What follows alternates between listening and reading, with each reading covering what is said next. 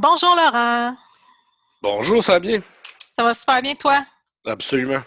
Good, merci beaucoup d'avoir accepté mon invitation. Laurent, t'es ma meilleure personne ressource en sécurité informatique. Donc, c'est un sujet qui est super important pour les entrepreneurs. Il y a beaucoup de bullshiteux dans le domaine et aujourd'hui, on va clarifier certaines choses pour que les gens puissent se démêler dans tout ce jargon de TI-là. Ça a de l'allure? Impeccable. Magnifique. Peux-tu nous parler de toi et de ton parcours? Bien sûr, je m'appelle Laurent Desaulniers. Ça fait 15 ans à peu près que je suis en sécurité informatique. J'ai fait de l'architecture, j'ai fait de la sécurité de développement, j'ai fait du test d'intrusion, j'ai fait différentes formes de test d'intrusion, j'ai fait test d'intrusion physique, là, ça c'est rentrer dans des buildings, système d'alarme, voiture.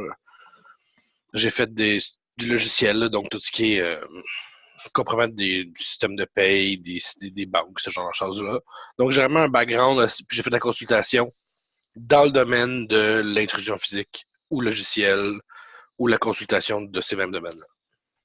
C'est ça. Super, excellent. Et pourquoi les entrepreneurs devraient s'aguerrir un petit peu plus au niveau de la sécurité? Pourquoi c'est important pour nous? En fait, il y a deux raisons. La première raison, c'est juste parce que faut pas que ça coûte trop cher. Puis aussi, il faut pas que. Dans le fond, faut savoir où investir puis comment investir. Dans le fond, il faut que la sécurité soit quelque chose de rationnel puis de raisonnable. Ce que je veux dire, c'est que on met pas 15 $ pour protéger quelque chose qui vaut 5 $. Donc, il faut savoir la valeur des actifs, puis c'est quoi la sécurité à mettre en place, une bonne sécurité. Puis surtout, c'est quoi nos menaces. C'est ça. C'est un peu comme comment choisir une assurance, disons ça comme ça. Super, excellent. Donc, en fait, on parle aussi de vérification diligente. Oui, donc l'aspect de due diligence, c'est comme l'aspect qui est comme en tant qu'entrepreneur que vous devez mettre en place. La vérification diligente, ça veut dire est-ce que quelqu'un de raisonnable ferait des vérifications pour s'assurer de la sécurité de l'infrastructure, de l'information, etc. Donc, ça veut dire plusieurs choses. Ça veut dire valider c'est quoi l'information que vous conservez. Donc, par exemple, si vous n'avez pas besoin de garder ce carte de crédit, ben, conservez-les pas. Ça veut dire, c'est qui les menaces aussi? Est-ce que moi j'ai des données qu'un concurrent pourrait être intéressé? Est-ce que j'ai des données qu'un auditeur peut être intéressé? Est-ce que j'ai des données qu'un pays peut être intéressé? Donc, savoir ces actifs-là, ces données-là, où est-ce qu'ils ont de la valeur, puis qui sont intéressés. Avec ces réflexions-là, ça permet déjà d'avoir une bonne idée sur c'est quoi mon modèle de menace, mais il faut aussi ensuite connaître les normes qui s'appliquent à, à l'organisation. Donc, pour un entrepreneur, ben, si vous avez des cartes de crédit, il y a peut-être PCI. Si vous avez des clients en Europe, il y a probablement GDPR. Ça se peut que vous ayez une conformité Interac à faire. Ou PIPEDA. Si vous avez des données médicales, il y a HIPAA, il y en a plusieurs. Donc, la question, c'est plus savoir dans votre cadre quel groupe de pardon, quel groupe s'applique à vous, quelle norme s'applique à vous, en fait. Puis, si, mettons, on veut faire nos recherches, où on peut commencer pour savoir quelles normes qui s'appliquent à nous? C'est difficile dans le sens que, ben, la bonne nouvelle, c'est que les gens vont vous le dire. Dans le sens que si jamais vous avez des cartes de crédit, ben, votre acquéreur, donc la personne qui va prendre votre carte de crédit, va vous dire, en passant, faut que tu te conformes PCI. GDPR, ben, ça se peut que vous le sachiez par la loi. La loi anti-spam aussi, ça se peut que vous receviez une plainte, c'est plate. Il n'y a pas vraiment de bonnes ressources de base autres que d'avoir quelqu'un qui est formé dans le domaine, qui connaît les mesures. C'est pour ça que ça a la valeur d'au moins de brièvement parler des différentes normes, puis pourquoi ça s'applique pour vous, là, c'est la moindre des choses. Au moins, Parfait. c'est ça. Si on regarde, par exemple, Pipeda, si on y va rapidement, Pipeda, ça sert à quoi puis ça mange quoi en hiver? PIPEDA, c'est la loi de la vie privée au Canada. C'est sur les éléments, tout ce qui est relatif à la vie privée au Canada, donc ce que tu as le droit de conserver, ce que tu n'as pas le droit de conserver. C'est quoi une information nominative au Canada? Euh, Puis c'est pas mal ça, là. Super.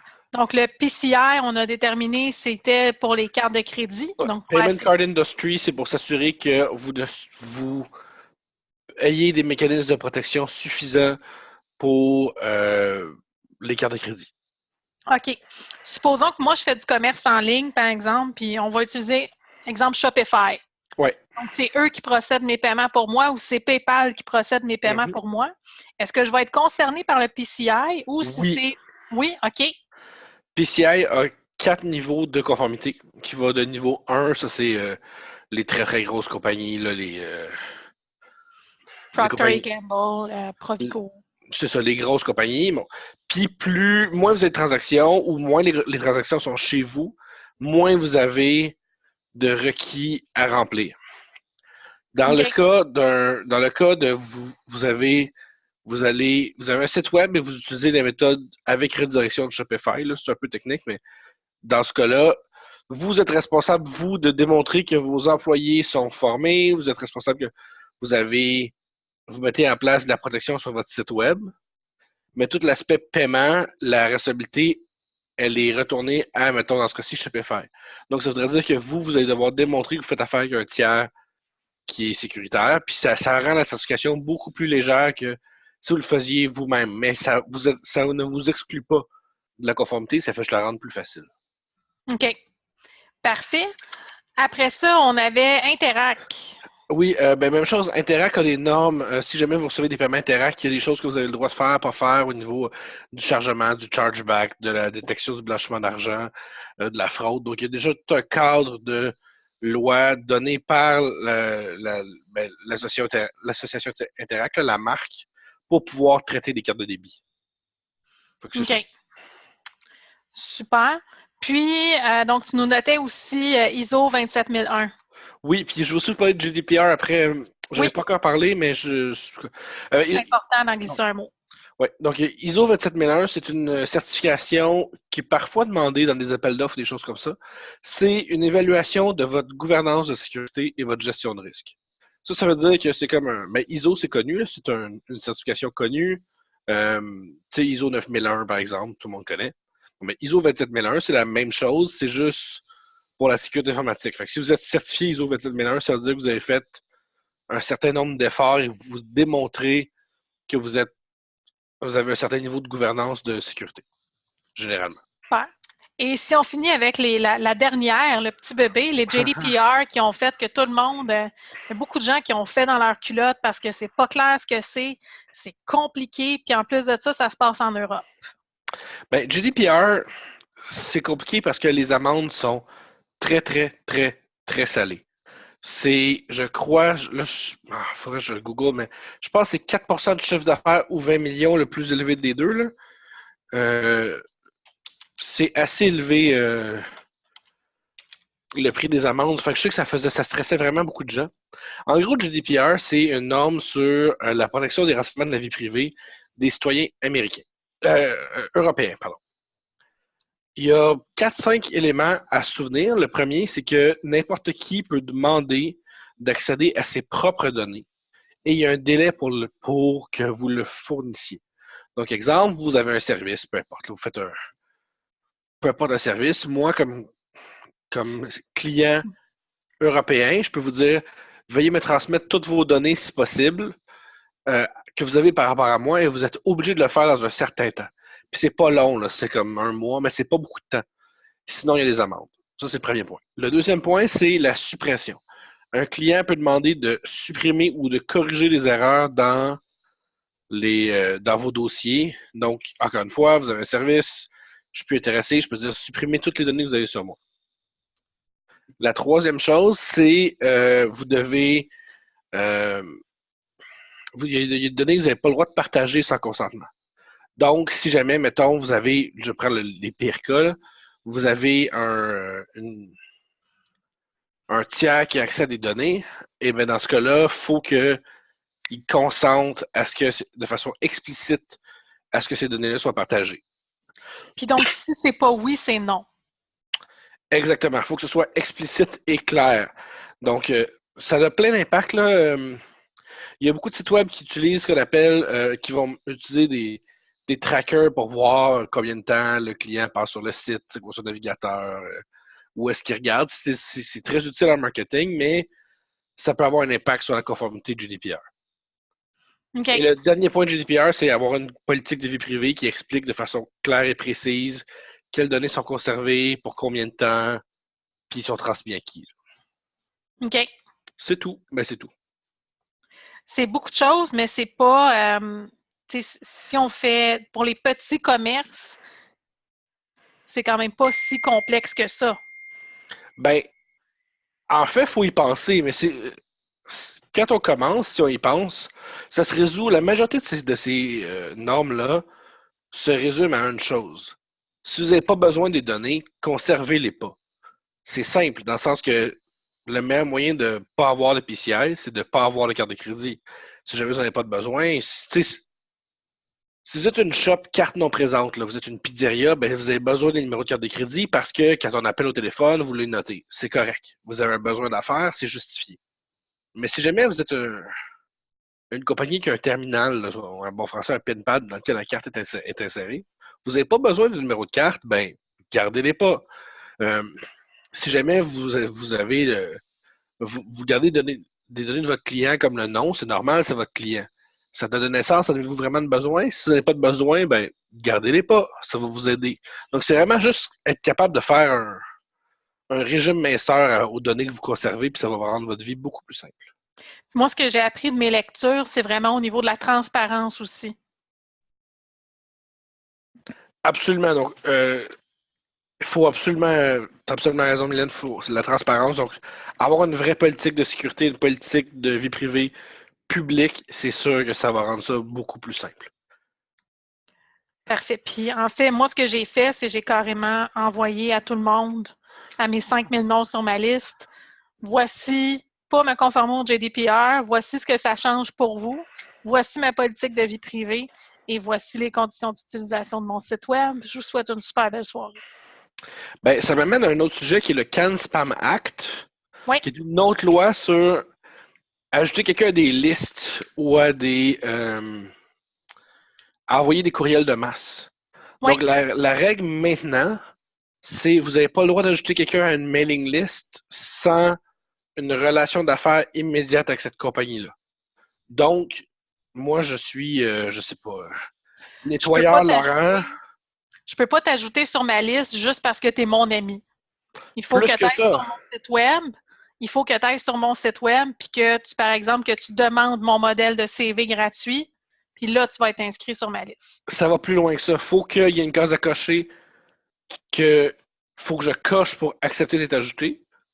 Puis mettons, Mylène, que tu as deux compagnies, tu peux pas prendre les données de la mailing list des clients de la compagnie A puis envoyer les miens à la compagnie B.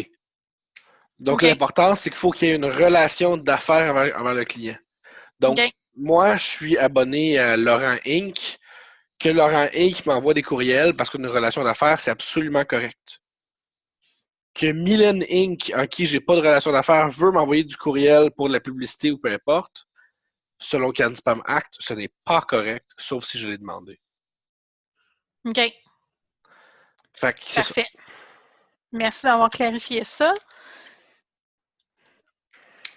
Donc, tu nous parlais des tu nous as déjà parlé des hackers versus un auditeur. Ben pour moi, je pense que les gens, quand on parle de sécurité informatique, il y a beaucoup d'entrepreneurs qui me parlent que ce qui leur fait peur, c'est les hackers qui arrivent chez eux.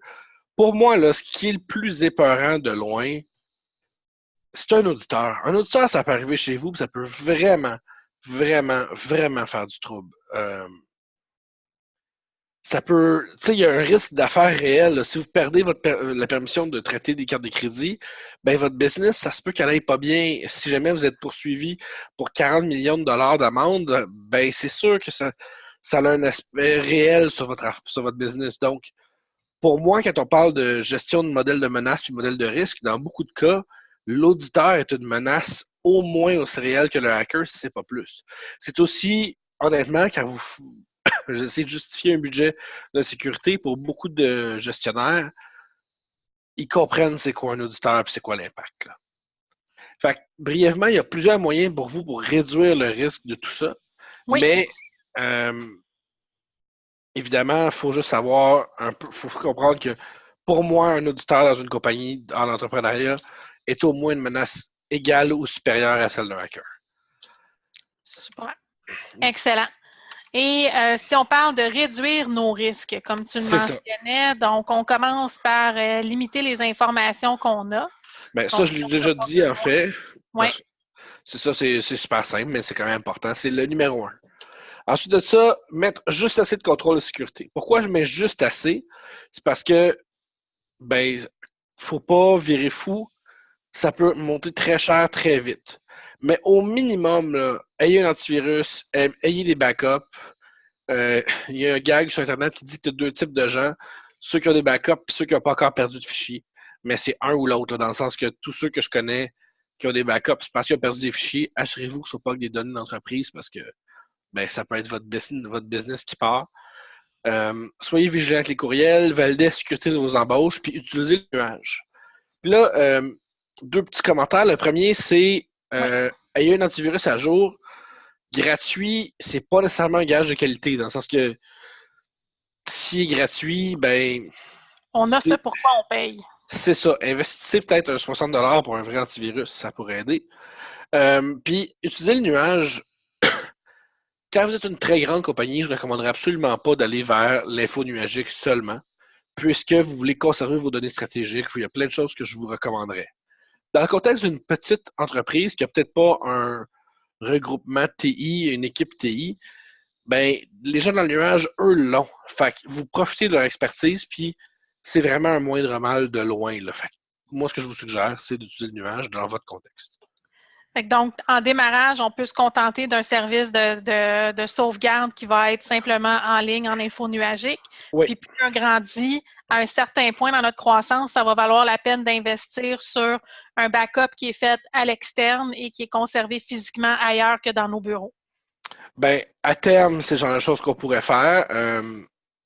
Ça va dépendre de votre courbe de croissance, mais c'est sûr que avoir une petite moyenne entreprise, généralement, ils n'ont pas beaucoup de budget pour avoir des ressources temps plein en TI, là, des experts sysadmin, des experts réseau. Fait à court terme, utiliser le nuage, les gens de Info Nuagique, ils en ont des sysadmins, eux. Le jour que vous voulez avoir de la sécurité chez vous et ou du TI chez vous, ben là, il faut vous commencer à rapatrier. OK. Super. Troisième point, être transparent. Oui. Bon, ben là, c'est simple. C'est juste, comme on disait tantôt, faut pas que votre client soit en situation de dire je ne le savais pas. Donc, documentez ce que vous conservez, comment vous le protégez, pourquoi vous le conservez, puis avec qui vous le partagez.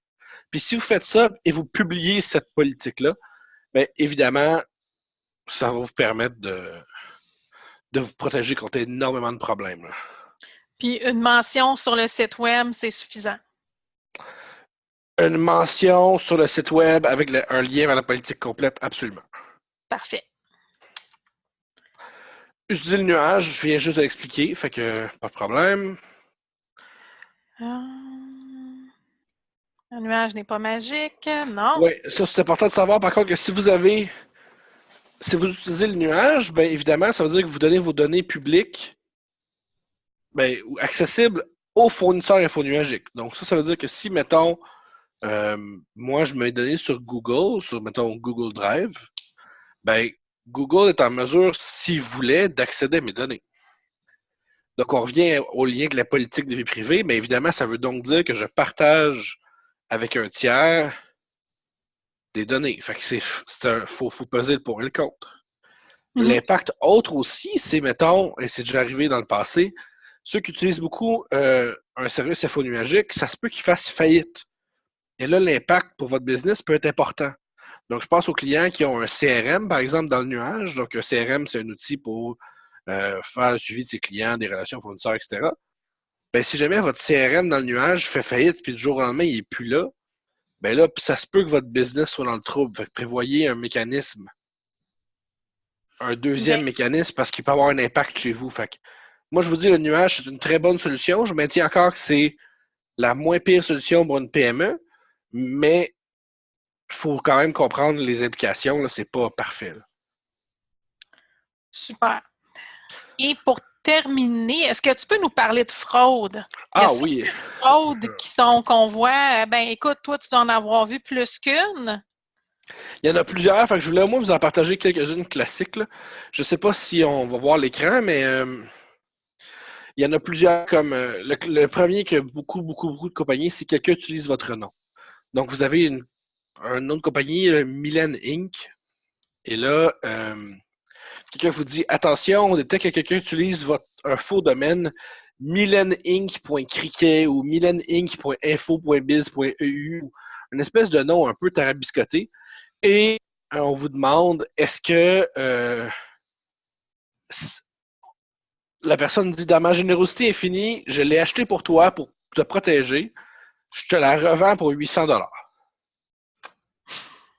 Ben, dans la vraie vie, là, c'est la personne qui a acheté le domaine qui veut essayer de vous le revendre, il veut créer un besoin, en fait.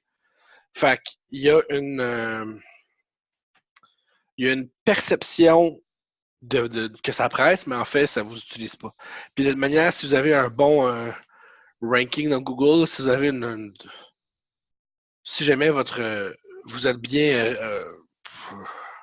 indexé sur Google, macompagnie.info.biz.eu ou mylèneinc.cricket, ça va être à la page 10, là, fait que personne ne va le trouver anyway. Fait que c'est pas un vrai risque. C'est vraiment juste une façon de mettre de la pression pour que vous puissiez acheter un domaine au profit de la personne. OK. Puis, à ce moment-là, on ne parle pas d'un site web qui est déjà en ligne. Là. On parlerait de quelqu'un qui essaye de nous vendre un domaine. Un domaine, exactement. mylènebaudouin.com. Ouais. Si quelqu'un m'écrit pour me dire « Hey, j'ai ton domaine, paye-moi ». Si c'est... non, le contexte, ce serait plus... Toi, tu possèdes déjà mylènebaudouin.com. OK. Puis quelqu'un dit... J'ai acheté mylènebaudouin.xyz ou mylènebaudouin.perdu ou un domaine moins connu. OK. Puis il dit quelqu'un pourrait se faire passer pour ton site web. Et là, achète-moi mylènebaudouin.perdu, juste 800$. Fait qu'on fait juste ignorer. Si je reçois un courriel comme ça, je fais juste l'ignorer, c'est parfait. La merde, je l'ignore, merci beaucoup, bonsoir. Bingo. Parfait. Point suivant, le Delta Invoice. Je ne sais pas si tu peux changer de slide. Oui. Un grand classique. Il existe d'autres versions. Là. Il existe... vous avez gagné des billets, vous avez gagné la loto, il y en a plein, mais en gros, c'est la même chose. Bonjour, vous êtes en retard de plus de 100 jours. Si jamais vous ne payez pas, on va débuter les procédures légales, puis il y a un beau fichier zip attaché. Mais ça, c'est quand même classique. Le but, c'est de vous pousser à ouvrir des documents. Puis souvent, quand on l'ouvre, regardez ce qui se passe. Slide suivante. Oups! Ouais. Donc ça veut dire que ça s'appelle un crypto-rançongiciel, donc ou en bon français, un crypto-locker. C'est un logiciel qui va chiffrer vos données et qui va demander de l'argent pour les déchiffrer. Les déchiffrer, c'est ça. Donc ça, évidemment, si vous avez ça, moi, je vous recommande jamais de payer en passant. Je trouve que ça fait partie de la problématique. À la place, ayez un backup, puis vous allez rien perdre. Super. Excellent. Prochain. Chanceux. La fraude au président, je l'aime beaucoup, celle-là. Ça, c'est... beaucoup de monde disent que ça n'arrivera pas, que ça n'arrive pas à eux. Puis il y a énormément de compagnies qui sont touchées, en fait. Puis parce que les compagnies ne se parlent pas, ben c'est comme tabou, mais ça existe vraiment.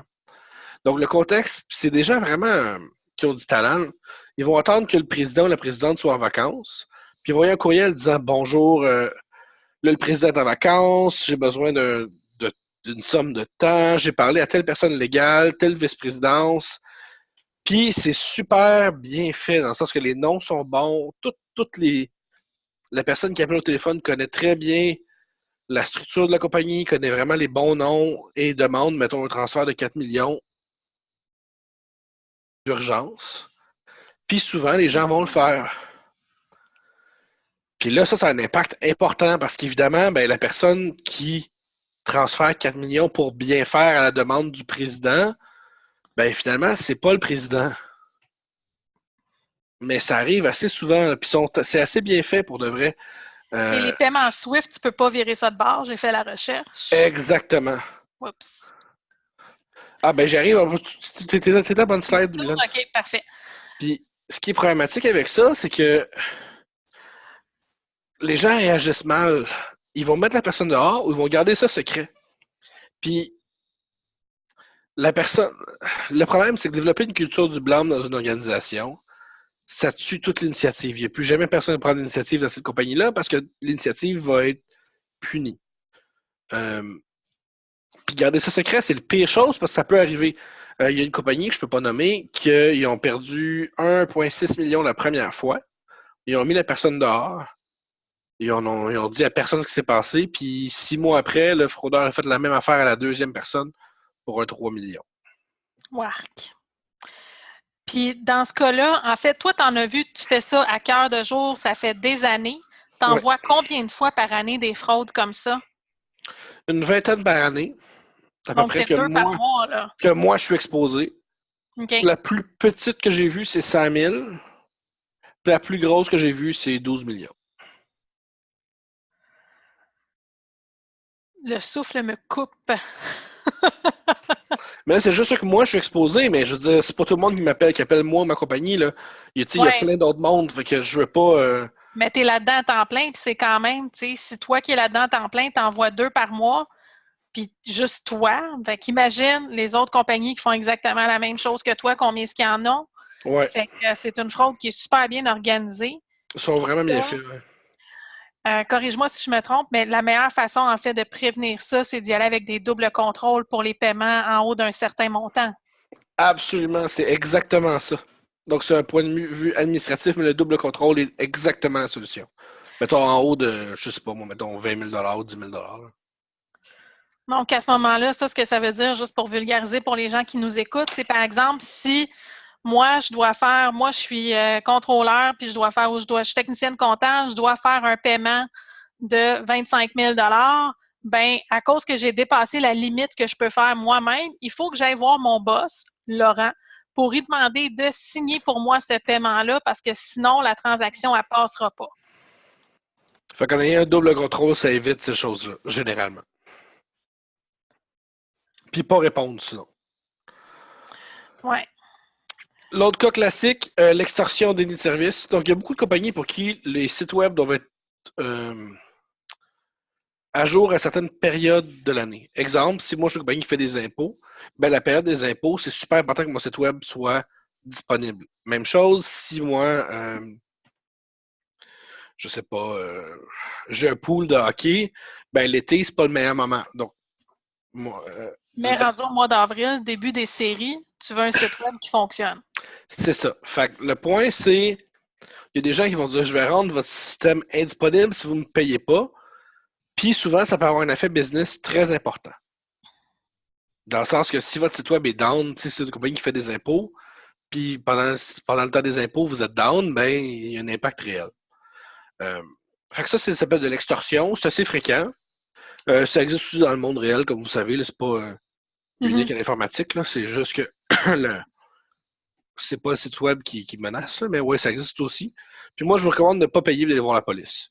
Il y a des moyens technologiques, là, il existe une Cloudflare, qui est un service presque gratuit qui va vous en protéger, qui est info nuagique, qui existe. Il y en a d'autres, mais c'est vraiment ce genre de choses-là. Là. Ça peut arriver, c'est une fraude commune. Puis donc, pour vous, dans le fond, si mon site web, si moi, ça m'arrive, en fait, je paye pas, je vais à la police, puis j'appelle une compagnie comme la tienne pour Oui. avoir de l'aide et remettre en ligne mon site web. Oui, mais comme je vous dis, Cloudflare, c'est super, c'est comme très connu, puis c'est presque gratuit. Là. C'est quelques dollars par mois. Là. Puis vous êtes protégé. Parfait. Autre conseil. Premier conseil de base, avoir un inventaire. C'est sûr que si vous n'avez pas d'inventaire, ben, vous ne pouvez pas savoir ce que vous perdez. C'est simple, mais si vous ne savez pas qui a quoi, puis qu'est-ce qu'il y a sur ces inventaires-là, ben, vous ne pouvez pas détecter les pertes, les vols, les oublis. Fait évidemment, ayez un inventaire, c'est l'étape de base. Puis ça, pour l'espionnage industriel, il y en a. Moi, j'en ai vu en recrutement des gens qui quittaient leur emploi, puis aucune nouvelle de l'employeur. Ils ne demandent pas de rendre son portable, ne rend pas le portable, ne rend pas les cartes d'accès. C'est parfait pour l'espionnage industriel. Ouais. Deuxième chose, avoir des mots de passe. Au Québec, le mot de passe le plus populaire, c'est Soleil 123. Fait que si votre mot de passe, c'est Soleil 123, évitez-le. Les gens, quand ils font des mots de passe, ils ont toujours les mêmes tendances. Ils vont mettre la première lettre comme étant une lettre majuscule, suivie de lettres, suivie de 2 à 4 chiffres, généralement, et parfois un point d'exclamation à la fin. Fait que si votre mot de passe suit ce pattern-là, là, une lettre majuscule, des lettres minuscules, des chiffres, peut-être un point d'exclamation à la fin, votre mot de passe, c'est assez facile à deviner. Donc, à la place, je vous invite à vous prendre 4 mots. Là. J'ai mangé une pomme. Ouais, tout simplement, comme vous voulez, puis juste taper j'ai mangé une pomme. C'est plus long à écrire, mais il n'y a personne qui va deviner ça jamais. Genre. OK.